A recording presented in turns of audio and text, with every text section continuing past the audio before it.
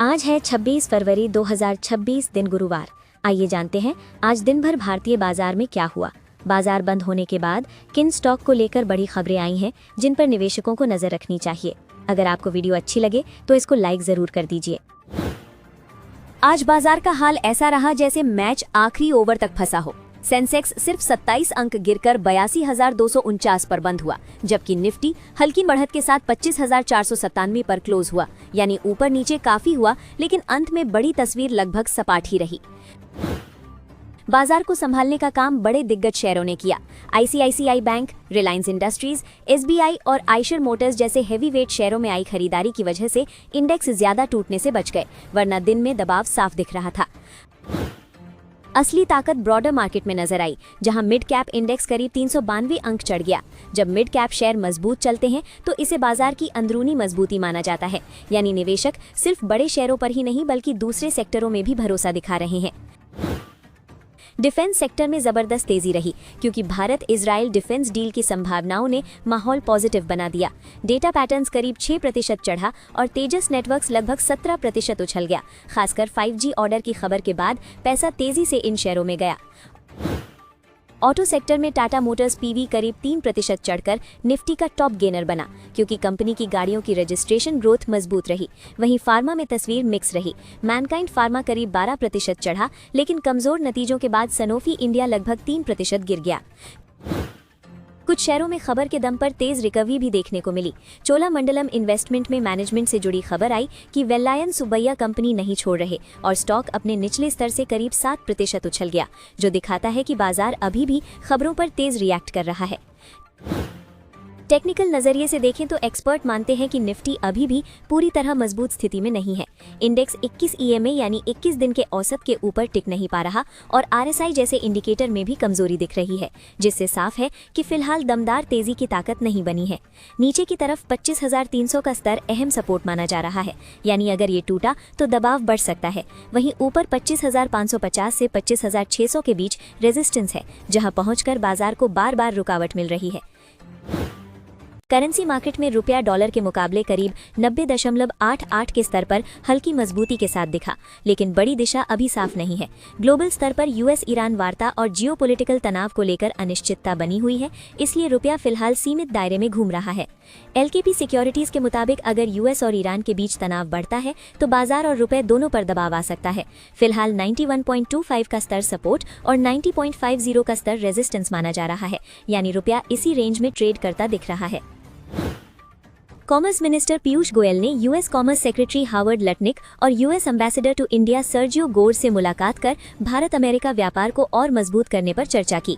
दोनों पक्षों ने बातचीत को सकारात्मक बताया और आर्थिक साझेदारी बढ़ाने पर सहमति जताई। पहले दोनों देशों के बीच एक शुरुआती ढांचा बना था, जिसमें भारतीय निर्यात पर अमेरिकी टैरिफ 50% से घटाकर 18% करने की बात थी। इसके बदले भारत ने 5 साल में $500 अरब के अमेरिकी सामान खरीदने का संकेत दिया था, ताकि बड़े व्यापार समझौते की दिशा में आगे बढ़ा जा सके। यूएस सुप्रीम कोर्ट द्वारा प्रेसिडेंट डोनाल्ड ट्रंप के इमरजेंसी टैरिफ रद्द करने के बाद हालात बदले हैं। इससे बातचीत के लिए नई गुंजाइश बनी है, लेकिन अनिश्चितता के कारण भारत ने वॉशिंगटन जाने वाली प्रस्तावित डेलीगेशन यात्रा फिलहाल टाल दी है। विश्लेषकों का मानना है कि भारत आगे किसी भी एक तरफा टैरिफ फैसले से बचाव के लिए अतिरिक्त सुरक्षा शर्तें जोड़ सकता है।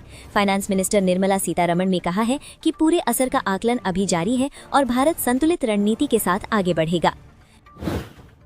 Canadian prime minister mark Carney 27 फरवरी से 2 मार्च 2026 तक भारत दौरे पर आ रहे हैं और इसे पिछले 3 साल में दोनों देशों के रिश्तों को रीसेट करने का बड़ा मौका माना जा रहा है।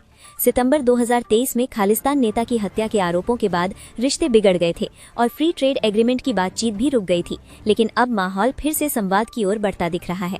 इस दौरे का सबसे बड़ा नतीजा India Canada free trade agreement की बातचीत दोबारा शुरू होना हो सकता है। कनाडा अपनी ट्रेड निर्भरता यूएस से कम करना चाहता है, जबकि भारत स्थिर बाजार, ऊर्जा और क्रिटिकल मिनरल्स की सुरक्षित सप्लाई चाहता है। इसलिए दोनों के आर्थिक हित एक दूसरे से मेल खाते हैं।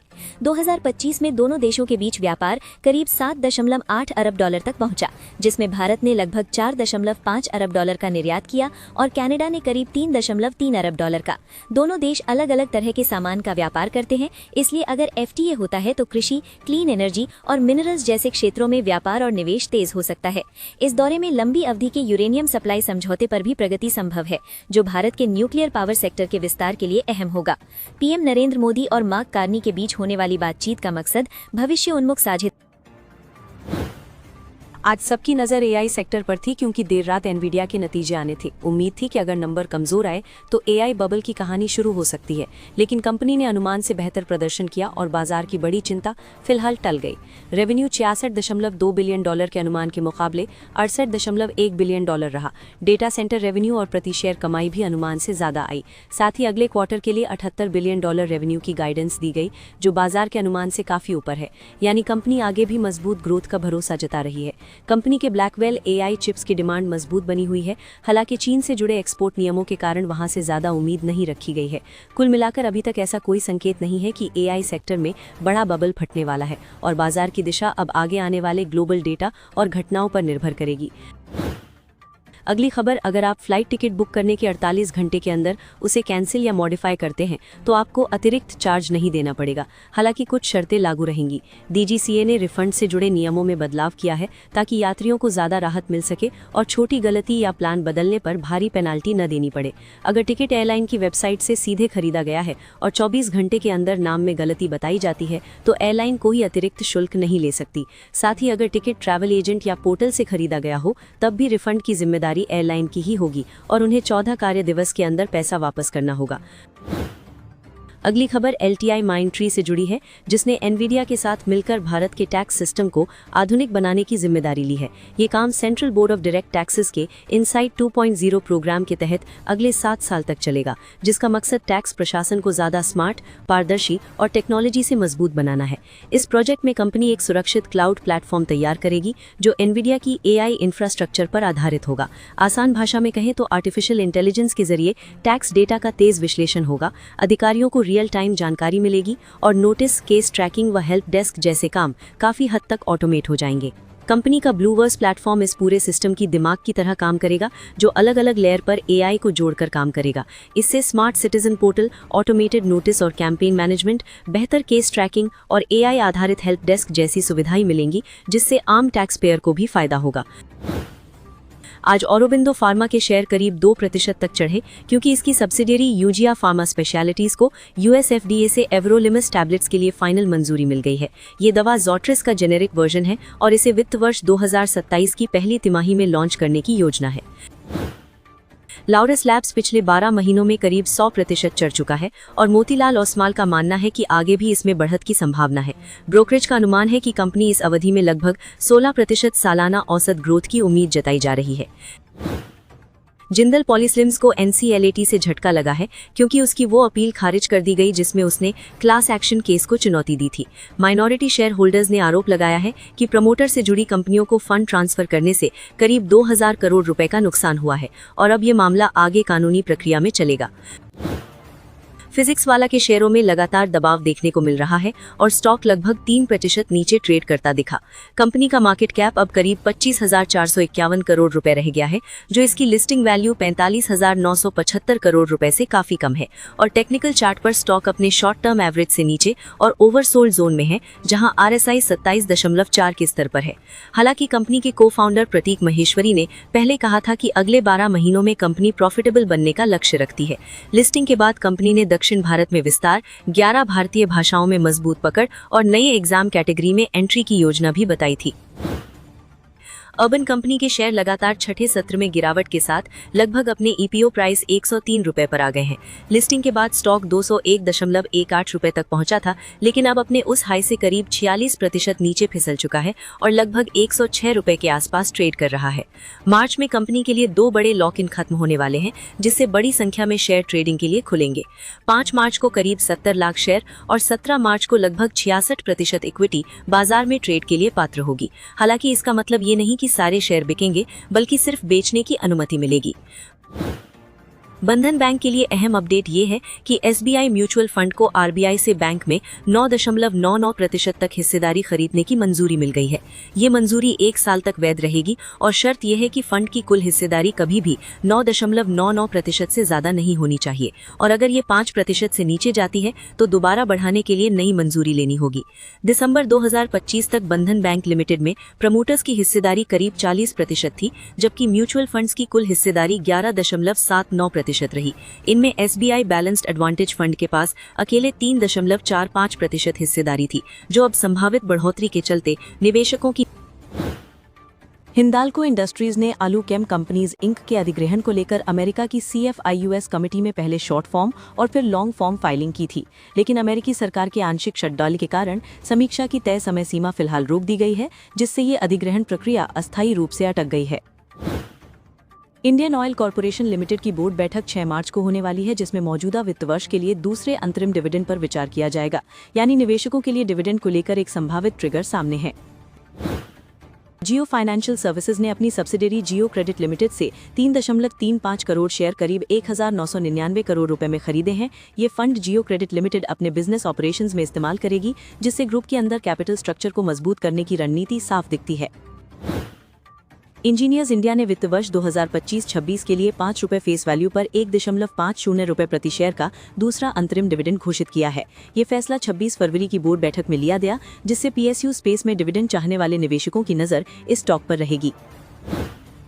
इरकॉन इंटरनेशनल को पटना हाईकोर्ट से झटका लगा है, जहां गंगा ब्रिज केस में उसकी याचिका खारिज हो गई है। 2010-11 से 2016-17 के बीच वैट असेसमेंट के चलते 108.75 करोड़ रुपए की मांग सामने आई है और शेयर 26 फरवरी को 145.10 रुपए पर 1.16% गिरकर बंद हुआ।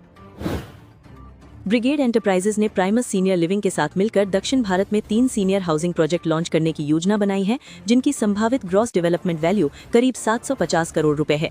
ये कदम तेजी से बढ़ते सीनियर लिविंग सेगमेंट में कंपनी की मौजूदगी मजबूत करेगा। भारत पेट्रोलियम यानी BPCL ने सिंगापुर में नई सब्सिडियरी बनाई है, जिसका मकसद कच्चे तेल, प्राकृतिक गैस और पेट्रोकेमिकल उत्पादों की ग्लोबल ट्रेडिंग को बढ़ाना है। 26 फरवरी को शेयर 385.80 रुपए पर 1.25% बढ़त के साथ बंद हुआ, जिससे संकेत मिलता है कि बाजार ने खबर को सकारात्मक लिया। ग्रीव्स कॉटन की EV शाखा ने नेपाल में एंट्री की है और अपना flagship electric scooter ampere nexus launch किया है। एम्पियर नेक्सस को कोली हिल्स के 70 हेयरपिन बेंड पार करने के लिए एशिया बुक ऑफ रिकॉर्ड्स में मान्यता मिल चुकी है और शेयर 157.45 रुपए पर 3.28% की बढ़त के साथ बंद हुआ। रेल विकास निगम लिमिटेड को आज NMDC से 1978 करोड़ रुपए के नए ऑर्डर और सेंट्रल रेलवे से 270.22 करोड़ रुपए का कॉन्ट्रैक्ट मिला है। कंपनी का ऑर्डर बुक 60,000 करोड़ रुपए से ज्यादा है और वित्त वर्ष 2026 में रेवेन्यू ग्रोथ की उम्मीद जताई जा रही है। डायनाकॉन सिस्टम्स एंड सॉल्यूशंस को पंजाब एंड सिंध बैंक से 108.88 करोड़ रुपए का प्राइवेट क्लाउड कॉन्ट्रैक्ट मिला है, जिसमें डेल, VMware, रेड हैट और माइक्रोसॉफ्ट जैसी ग्लोबल टेक्नोलॉजी शामिल होंगी। इस खबर के बाद शेयर में 3% से ज्यादा की तेजी देखी गई। KNR कंस्ट्रक्शंस की पूर्ण स्वामित्व वाली सहायक कंपनी ने तमिलनाडु स्टेट हाईवेज अथॉरिटी के साथ ईस्ट कोस्ट रोड पर 4 लेन एलिवेटेड कॉरिडोर के लिए कंसेशन अग्रीमेंट साइन किया है। ये प्रोजेक्ट हाइब्रिड एन्युटी मोड पर होगा, जिसमें सरकार और कंपनी मिलकर लागत और रेवेन्यू शेयर करते हैं। MSDC लिमिटेड को कोल इंडिया की तरफ से नॉन रेगुलेटेड सेक्टर के लिए कोयला नियामी कराने का बड़ा टेंडर मिला है। अभी इस कॉन्ट्रैक्ट की कुल वैल्यू बताई नहीं गई है, लेकिन ये कंपनी के लिए कारोबार बढ़ाने का अच्छा मौका माना जा रहा है। 26 फरवरी को शेयर 461 रुपए पर बंद हुआ, जो दिन भर में 0.66% की हल्की गिरावट के साथ था। इंडियन ओवरसीज बैंक को पहली बार फिच रेटिंग से इंटरनेशनल क्रेडिट रेटिंग मिली है, जो बैंक की वित्तीय मजबूती का संकेत देती है। बैंक को लंबी अवधि के लिए BBB- स्टेबल, शॉर्ट टर्म के लिए F3 और वायबिलिटी रेटिंग BB दी गई है, यानी बैंक की हालत स्थिर मानी जा रही है। विशाल मेगा मार्ट में एक बड़ा ब्लॉक डील देखने को मिल सकता है, जहां समियत सर्विसेज करीब 6.5% हिस्सेदारी बेचने की तैयारी में है। इस डील का साइज लगभग 3,508 करोड़ रुपए बताया जा रहा है और फ्लोर प्राइस 115 रुपए प्रति शेयर तय किया गया है, जो मौजूदा बाजार भाव से करीब 9.8% कम है। आज शेयर 127 रुपए 50 पैसे पर बंद हुआ, 3.79% की तेजी के साथ। नेटवेब टेक्नोलॉजीज ने वर्टिव के साथ साझेदारी की है ताकि AI सर्वर्स के लिए बेहतर कूलिंग सिस्टम्स तैयार किए जा सकें। ये खास liquid cooled rack solutions data centre में गर्मी को बेहतर तरीके से कंट्रोल करेंगे, जिससे बिजली की खपत कम होगी, मशीनें ज़्यादा कुशलता से काम करेंगी और बड़े स्तर पर AI प्रोजेक्ट्स को सपोर्ट करना आसान होगा। ITC ने अपने चेयरमैन संजीव पुरी के जरिए बड़ा संकेत दिया है कि कंपनी अगले कुछ सालों में करीब 20,000 करोड़ रुपए का कैपेक्स यानी बिजनेस बढ़ाने के लिए निवेश करने जा रही है। ये निवेश FMCG, टेक्नोलॉजी और होटल विस्तार पर फोकस रहेगा, जबकि तंबाकू सेगमेंट पर ज्यादा जोर नहीं दिया गया है, जिससे साफ है कि कंपनी अब अपने रेवेन्यू स्रोत को और विविध बनाना चाहती है। डायमंड पावर इंफ्रास्ट्रक्चर को KPI ग्रीन एनर्जी लिमिटेड से करीब 93.08 करोड़ रुपए का ऑर्डर मिला है। कंपनी का हालिया तिमाही प्रदर्शन मजबूत रहा है और लंबी अवधि में इसने अच्छा रिटर्न दिया है, इसलिए इस नए ऑर्डर से बिजनेस विजिबिलिटी और बेहतर हो सकती है। नुवामा ने पिडिलाइट इंडस्ट्रीज पर बाय रेटिंग देते हुए 1,915 रुपए का टारगेट दिया है, जो करीब 26% अपसाइड दिखाता है। इसी के साथ TVS मोटर पर भी बाय रेटिंग है और 4,300 रुपए का टारगेट दिया गया है, जिसमें लगभग 12% संभावित बढ़त बताई गई है। मोतीलाल ओसवाल ने पॉलीकैब इंडिया पर भरोसा जताते हुए 9,600 रुपए का टारगेट दिया है, जो करीब 18% अपसाइड दिखाता है। वहीं इलारा सिक्योरिटीज ने डिलीवरी पर बाय रेटिंग के साथ 620 रुपए का टारगेट दिया है और इसमें करीब 41% तक की संभावित तेजी बताई है। प्रभुदास लीलाधर ने अडानी पोर्ट्स के लिए 1,900 रुपए का टारगेट दिया है। ब्रिटानिया इंडस्ट्रीज पर 6,972 रुपए का टारगेट है, जो लगभग 14% अपसाइड दर्शाता है। हिंदुस्तान एरोनॉटिक्स के लिए 5,338 रुपए का टारगेट दिया गया है, जिसमें करीब 33% अपसाइड का अनुमान है। ICICI बैंक पर बाय रेटिंग के साथ 1,800 रुपए का टारगेट रखा गया है। लार्सन एंड टूब्रो के लिए 4,860 रुपए का टारगेट है, जो लगभग 9% अपसाइड दिखाता है। महिंद्रा एंड महिंद्रा पर 4,500 रुपए का टारगेट दिया गया है, जिसमें करीब 17.5% की संभावित बढ़त बताई गई है। श्रीराम फाइनेंस पर 1,175 रुपए का टारगेट है, जो लगभग 10% अपसाइड दर्शाता है। टाटा स्टील को इस बार एक्यूमुलेट रेटिंग के साथ 226 रुपए का टारगेट दिया गया है, जिसमें करीब 9% संभावित तेजी का अनुमान है। टाइटन कंपनी के लिए 3,917 रुपए का टारगेट रखा गया है, जो करीब 15% अपसाइड दिखाता है। इनके अलावा कुछ स्मॉल और मिड कैप शेयर जैसे LG इलेक्ट्रॉनिक्स इंडिया, की इंडस्ट्रीज, आइबका लैब्स और ग्लोबल एंटरप्राइजेस को भी चुना गया है, जिन पर ब्रोकरेज ने सकारात्मक रुख दिखाया है। आज बाजार में उतार चढ़ाव जरूर रहा, लेकिन बड़ी गिरावट नहीं आई, क्योंकि बैंकिंग और कुछ हैवीवेट शेयरों ने इंडेक्स को संभाल लिया, जबकि मिड कैप और डिफेंस जैसे सेक्टरों में मजबूत खरीदारी ने ये संकेत दिया कि अंदरूनी तौर पर बाजार में अभी भी भरोसा बना हुआ है। टेक्निकल स्तर पर निफ्टी अहम सपोर्ट और रेजिस्टेंस के बीच फंसा है, इसलिए अगली बड़ी चाल ग्लोबल संकेतों, रुपए की दिशा और भू राजनीतिक घटनाओं पर निर्भर करेगी। ग्लोबल फ्रंट पर AI सेक्टर की मजबूती, एनवीडिया के बेहतर नतीजे, ताइवान में रिकॉर्ड विदेशी निवेश और भारत अमेरिका तथा भारत कनाडा व्यापार वार्ता जैसी खबरें बाजार के लिए लंबी अवधि के संकेत दे रही हैं, यानी टेक्नोलॉजी, चिप्स, डिफेंस, ऊर्जा और निर्यात से जुड़े सेक्टर आगे भी चर्चा में रह सकते हैं। वहीं टैरिफ, जियोपॉलिटिकल तनाव और करेंसी मूवमेंट जैसे जोखिम अभी पूरी तरह खत्म नहीं हुए हैं। कॉर्पोरेट स्तर पर कई कंपनियों में डिविडेंड, बड़े ऑर्डर, रेटिंग अपग्रेड, अधिग्रहण, ब्लॉक डील और ब्रोकरेज टारगेट जैसी खबरों ने साफ किया कि स्टॉक स्पेसिफिक मूवमेंट तेज रह सकता है। इसलिए चुनिंदा शेयरों में मौके बन रहे हैं, लेकिन रिस्क मैनेजमेंट उतना ही जरूरी है। आज की वीडियो में बस इतना ही, मिलते हैं अगली वीडियो में।